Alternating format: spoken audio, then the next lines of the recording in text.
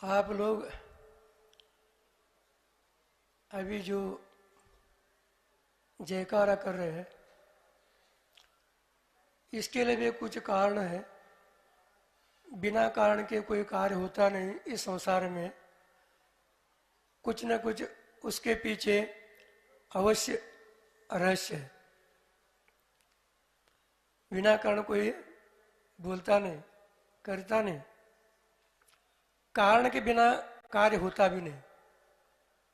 बिना कारण कोई कार्य नहीं होता। जो भी कार्य हुआ उसके पीछे कारण अवश्य है। उसी प्रकार आप लोग यहाँ सुनने के लिए बैठे हैं। प्रारंभ में आप लोगों ने जयकारा भी किया, तो इसके पीछे भी कुछ न कुछ अवश्य कारण होगा। उसके बिना आपने जयकारा नहीं लगा। अनावश्यक कोई बोलता है, लोग क्या कहते हैं, अरे वो पागल है जो। क्या कहते हैं, कुछ भी बोलता रहते हो, पागल है जो। पागल नहीं है। जो लोग बोल रहे हैं वो पागल नहीं है, वो समझदार है। आगे का भविष्य का जो कार्य है उसके लिए जो भी सोच समझ करके जयकारा लगा रहे, उसका भी 3 अर्थ होते हैं। जहां तक का मैं स्मरण है बता रहा हूं मैं। एक तो है, प्रथम अर्थ उसका सावधान हो जाओ। जयकारा जो लगा आपने, उसका प्रथम अर्थ है सावधान। और व्यक्ति जीवन में सावधान हुए बिना कोई कार्य कर नहीं सकता। आप बोलते भी समाज में व्यवहार में बोलते रहते हैं, थोड़ा सा सावधानी रखो, सावधान से चलो, सावधान से बोलो, इस व्यक्ति से बच करो, सावधान। जब शास्त्र लाते हैं, स्वाध्याय करना है, उस समय भी आप लोग कहते हैं सावधान। सब लोग खड़े हो जाते हैं। आचार मार्च आ रहे हैं, उस समय आप लोग कहते हैं सावधान। इसका मतलब सावधान होने के बाद आप लोग मन एकाग्र हो जाता है, कंसंट्रेशन हो जाता है। जो कार्य करना चाहते हैं उस ओर ध्यान चला जाता है आपका। जो भी कार्य करते हैं आप, बिना सावधान के कार्य होगा नहीं। मन नहीं है तो कार्य होगा नहीं, बनेगा नहीं। तो सावधान हो जाओ। सावधान ये प्रथम अर्थ है। दूसरा है संकल्प करो। संकल्पम कल्पवृक्षेषु। संकल्प करने से कल्पवृक्ष के समान फल मिलता है। जैसे आप लोग कमेटी लोग हैं, यहाँ अध्यक्ष बन गए अथवा उपाध्यक्ष बन गए, मंत्री बन गए, सेक्रेटरी बन गए, अथवा मंत्री बन रहे, कोई प्रधानमंत्री बन रहा है, मुख्यमंत्री बन रहे, राष्ट्रपति बन रहे, कोई बन रहा है। उस समय संकल्प दिया जाता है, शपथ दिलाया जाता है, संकल्प करो, संविधान के विरुद्ध हम काम करेंगे नहीं, देश के विरुद्ध हम करेंगे नहीं, ऐसा अनुचित काम करेंगे नहीं, अच्छे काम करेंगे, हम जो योग्य होगा वही करेंगे। संकल्प लेते क्या नहीं लेते? क्यों संकल्प लेते? संकल्प लेने से काम होता है। जैसे वर्तमान में भी श्रावक और साधु, अनुव्रत महाव्रत, संकल्प करो, प्रतिमा ले लो। कितना? 7 प्रतिमा। आपने संकल्प किया, संकल्प करने से कर्मजरा प्रारंभ हो गई। सुन रहे क्या नहीं? मैं भी मुनि जैसा हूं, घर में मैं भी नहाता हूं, उस समय दिगंबर बन जाता हूं। क्या कर्मजरा हो गया आपकी? दिगंबर हो गए ना? नहीं, भीतर बाहर से दिगंबर होना पड़ता है। संकल्प करो, दीक्षा ले लो, संकल्प करोगे कर्मजरा प्रारंभ हो जाए। संकल्प करने से कल्पवृक्ष के समान फल मिलता है। इसलिए संकल्प करो। इस जयकार के पीछे दूसरा ये जो नियम है, अर्थ है इसका, संकल्प करो। तीसरा है श्रद्धा रखो। बिना श्रद्धन के काम नहीं चलता। व्यवहार में भी आप दुकानदार है, व्यापारी है, सर्विस होल्डर है, बिजनेसमैन है, किसान भी है, कोई भी हो, बिना श्रद्धान के काम बनेगा नहीं। श्रद्धान है तो भगवान है का, श्रद्धा नहीं तो भगवान भी नहीं। आप मानोगे तो भगवान है, मानोगे तो गुरु है, मानोगे तो शास्त्र है। यदि नहीं मानोगे क्या है? वो सब न भगवान है, न गुरु है, न शास्त्र है, न धर्म है। कुछ लोग कहते हैं महाराज आप दीक्षा लेकर के इस प्रकार क्या तपस्या कर रहे हैं, कहाँ जाएंगे? स्वर्ग मोक्ष में। स्वर्ग मिलेगा ये तो मोक्ष मिलेगा, फिर वहां क्या मिलता है? वहां क्या है? अरे भैया स्वर्ग में, मोक्ष तो बहुत दूर, मोक्ष कुछ करना नहीं। स्वर्ग में क्या है? स्वर्ग में वहां खाना नहीं, पीना नहीं, दुकान नहीं, मकान नहीं, खेती नहीं, वाड़ी नहीं, कुछ है ही नहीं, फिर क्यों जाना? जाना क्यों? वहां वो कुछ है ही नहीं तो। अभी यहाँ अच्छे हम छतरपुर में खा पी करके मस्त है, हमारी दुकान है, चलती सब गाड़ी घोड़ा है, सब व्यवस्था है। वहाँ गाड़ी घोड़ा है ही नहीं, दुकान है ही नहीं, मकान है ही नहीं, खाना पीना है ही नहीं, फिर क्यों जाना? श्रद्धा उनका क्या है? मुख्य श्रद्धा के बाद कहा जा रहा है, श्रद्धा ही ना उनका, वो धर्म नहीं करेगा। धर्म क्या चीज है? खा पी के मस्त रहो, यही धर्म है। ये संकलेश करना, उपवास करना, गर्मी में जो भी घूमना, इस प्रकार पैदल जाना, ये दुख होता है इससे। ये कौन सा सुख है? ये धर्म थोड़ी है, धर्म नहीं माना जाएगा। धर्म वही है, शांति रखो, खाने में आनंद आता है, पीने में आनंद आता है, घूमने में आनंद आता है, पहनने में आनंद आता है, आता है क्या नहीं? ये धर्म है। उनका श्रद्धानु है, वो धर्म नहीं है, वस्तु स्वभाव है धर्म। जैसा अग्नि का स्वभाव कैसा है? जलाना। अरे हमने जप किया, पूजा किया, अभिषेक किया, धर्म कर रहे, तो जलाओ नहीं, हाथ रखो, जलेगा नहीं? जल जाएगा, उसका स्वभाव है जलाना। पानी का स्वभाव शीतल है, कितने भी उसको उबालो, आप गरम करो, कितने भी करो गरम, अग्नि के ऊपर डाल दो, बुझा देगी। गरम पानी पियोगे तो भी आप गर्मी को जो भी शांत कर देगी।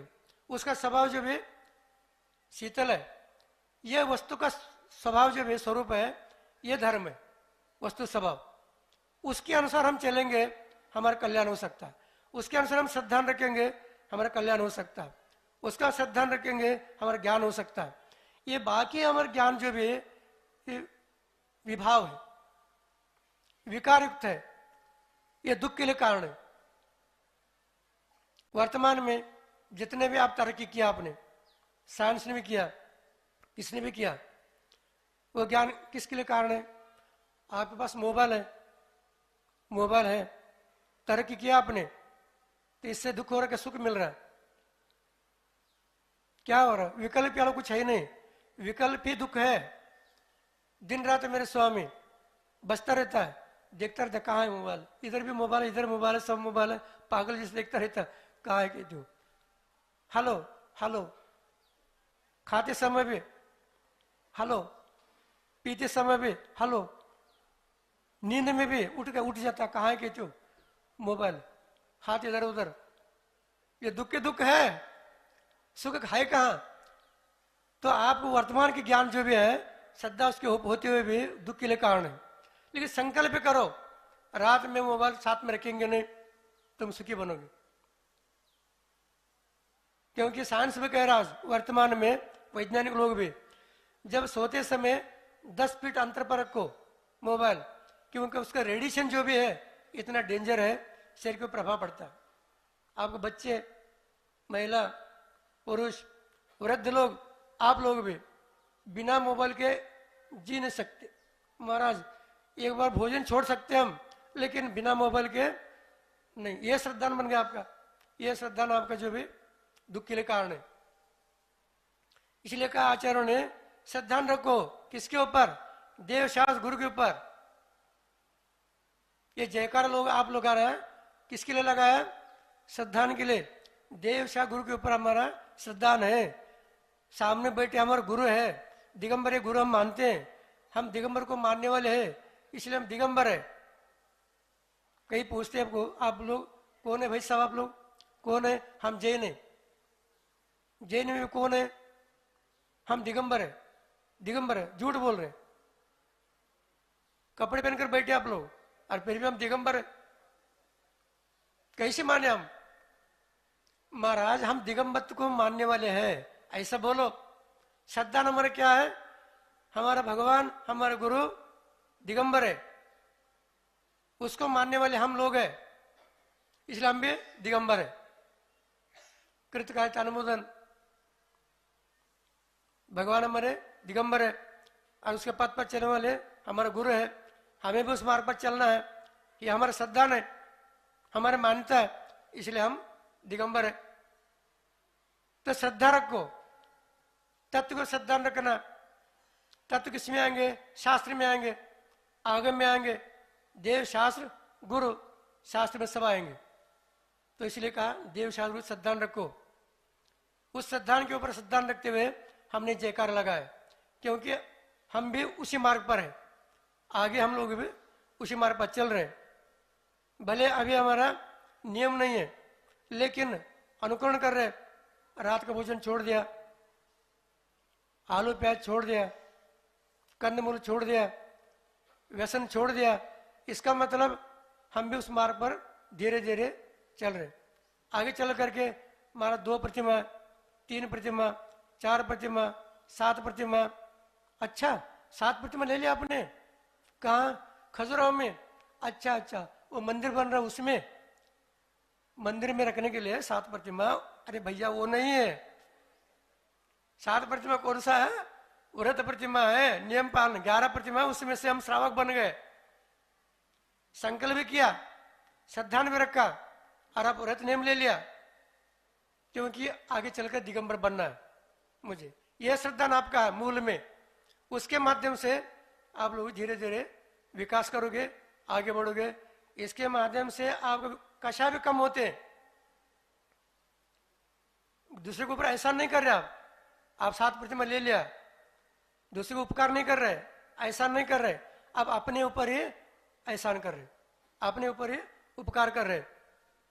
उसके माध्यम से, क्योंकि कल्याण किसका करना है? खुद का कल्याण करना है, दूसरों का नहीं। आप कर भी नहीं सकते, दूसरों का निमित्त बन सकते, दूसरे कल्याण कर नहीं सकते। हमारा कैसे नहीं कर सकते? हम जो भी इस प्रकार सब मदद कर रहे, सहायता कर रहे, कर सकते हैं। उन्हें क्षमता हो, यदि उनको पुण्य है, हो सकता है। यदि पुण्य नहीं है, आप कुछ भी नहीं कर सकते। यदि इस प्रकार होता है, तीर्थंकर रहते समुशरण में, एक बार आशीर्वाद दे देते, सबका कल्याण हो जाता। वो किसी को आशीर्वाद देते नहीं। हमारा दीक्षा भी देते नहीं, किसी को देते नहीं। फिर कल्याण कैसे हो रहा है? वो वीतराग बनकर बैठ गए। वीतराग का प्रभाव है, उनको देख करके आप जो भी दीक्षा ले लिया, व्रत ले लिया, परिणाम सिद्ध हो गया। वर्तमान में भी जब तक आचार्य महाराज थे, इसी खजुराहो में 2018 में चातुर्मास हो गया था। उस समय क्या आप लोगों का विशुद्धि बढ़ती नहीं थे? कितने लोग, अन्य लोग भी आकर के क्या कहते? ये है भगवान का स्वरूप। क्या है? भगवान का स्वरूप है। ओ माय गॉड कहते हो। वो लोग जिनका भाषा जानते नहीं हो, उनकी भाषा में वो गॉड कहते हो। हमने सुना था, किताब में पढ़ा था, भारत में भगवान रहते हैं। कहाँ रहते हैं? भारत में भगवान रहते हैं। अब वो वही है, यही भगवान है। उन लोगों के ऊपर भी प्रभाव पड़ रहा है, श्रद्धान हो रहा है। क्या उन्होंने कहा आ जाओ नमस्कार करो, मैं आशीर्वाद दे दूंगा? बोला? कहा? कुछ नहीं। इशारा किया? नहीं किया। तो उनके भाव कैसे हो गए? कैसे बन गए भाव? उनके अंदर जो वीतरागता है, राग द्वेष रहित सब जो कल्याण का जो भाव है, उस वीतराग का प्रभाव पड़ता है सामने उनके ऊपर। यह श्रद्धान का काम करता है, मुख्य रूप से वो है। इसलिए कल्याण ऐसा होता है, खुद का कल्याण करो, अपना कल्याण होता है तो दूसरे का कल्याण होता है, निमित्त बन सकते हैं। इसलिए भगवान जो भी राग जो छोड़ करके बैठ गए, वीतराग का प्रभाव पड़ता है।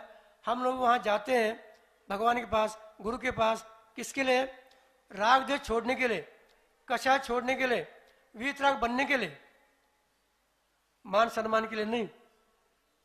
सुन रहे क्या? नहीं, मान सम्मान के लिए जाना नहीं। भगवान के पास, गुरु के पास, शास्त्र के पास, इनका सत्कार करो, उनका सत्कार करो, उनका सम्मान करो।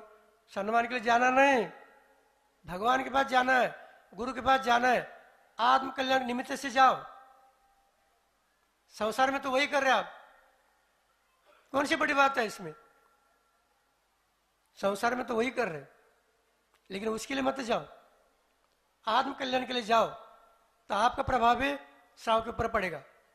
देखो जा करके अध्यक्ष का मान सम्मान तो कुछ बात नहीं, हमेशा जो है वो लोग उसी में रहते, धर्म कार्य में रहते। एक उदाहरण दे रहा हूं मैं, समय तो आप लोग हो गए, ज्यादा समय लेना ठीक नहीं। एक स्थान पर गए थे हम, महाराष्ट्र में एक स्थान पर गए थे। एक अध्यक्ष थे वहां, 18 साल से वो अध्यक्ष है। उस समय 2005 में गए थे हम, अभी भी आते हो, वृद्ध हो गए। उस समय उनका उम्र होगा 60-62 उम्र होगा।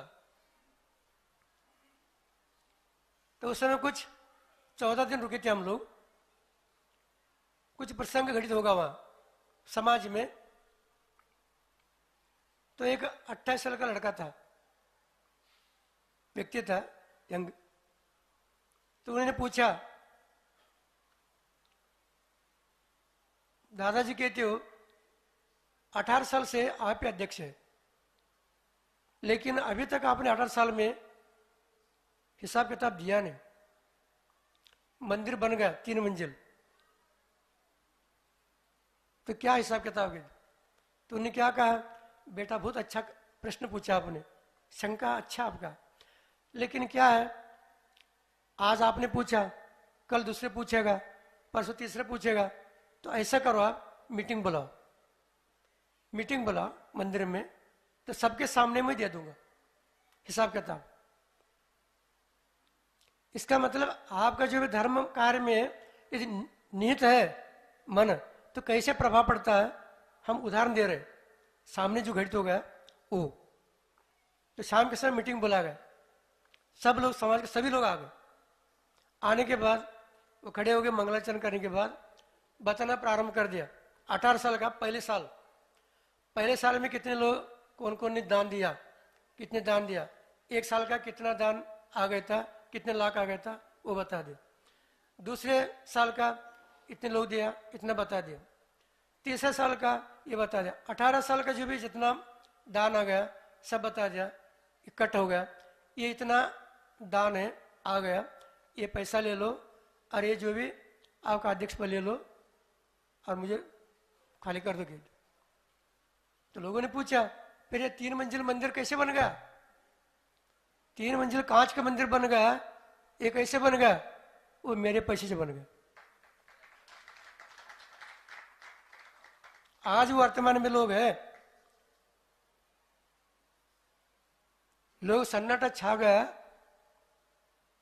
अब अध्यक्ष पद मुझे छोड़ दो, ले लो किसी भी अध्यक्ष पद, करो कहती, पैसा भी ले लो सभी।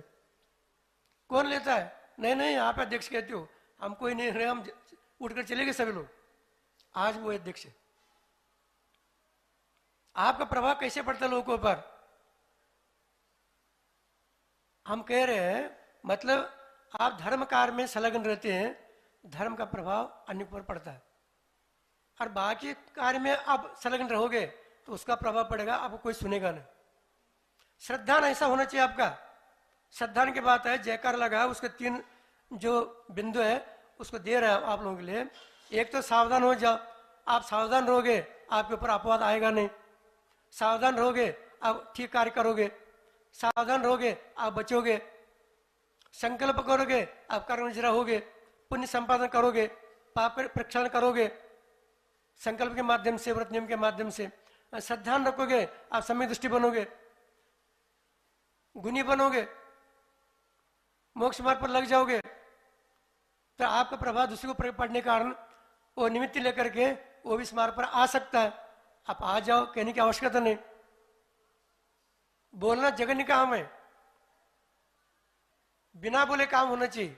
आचार्य महाराज ने, हम नेमार में थे 2002 में, चातुर्मास हो गए थे, आज से 22 साल पूर्व में। अब मुझे कुछ याद रहता नहीं, लेकिन यहाँ बुलाने के आने के बाद, बिठाने के बाद कभी कभार एक आधे जो भी श्लोक याद हो जाता है। संस्कृत तो मैं ज्ञान पंडित तो है ही नहीं, ज्ञान तो है ही नहीं मेरे पास।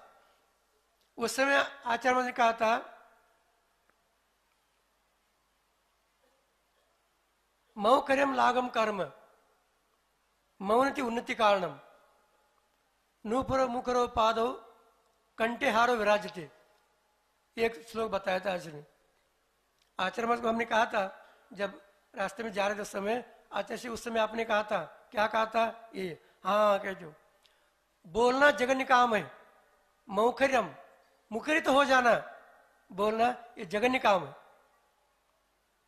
और मौनम उन्नति कारणम, मौन रहना उन्नति के लिए कारण है, विकास के लिए कारण है, अब कल्याण के लिए कारण है, भलाई के लिए कारण है। कैसे? दृष्टांत दिया नीचे, नूपुरो मुखरो पादो। नूपुर का अर्थ पाए लिया, बिछुआ कहते ना आप लोग, जो चांदी के वगैरह रहते हैं, नुपुर, वही तो नुपुर बता रहा, नुपुरो। दो द्विवचन है, दो, एक नहीं दो। ये महिला कहाँ बांधती है उसको? पैरों में। क्यों?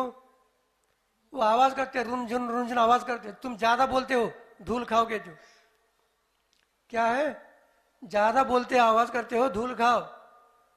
और फूल का हार है, फेंकने के बावजूद भी आवाज नहीं करता हो।